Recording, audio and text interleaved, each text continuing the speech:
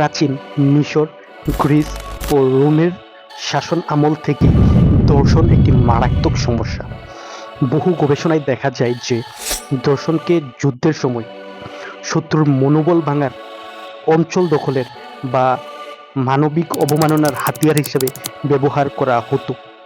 আধুনিক বাংলাদেশে দর্শনের ব্যাপক নথিভুক্তি ও গবেষণায় মূলত প্রমাণ করে যে ১৯৭১ সালে মুক্তিযুদ্ধের সময়ে ঘটে যাওয়া সংঘটিত ঘটনা দর্শনের ইতিহাসে অন্ধকার পাতায় রয়ে গেছে।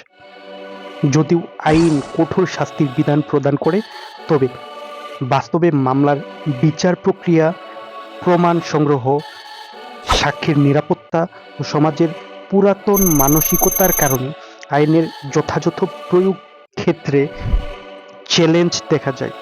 এই কারণে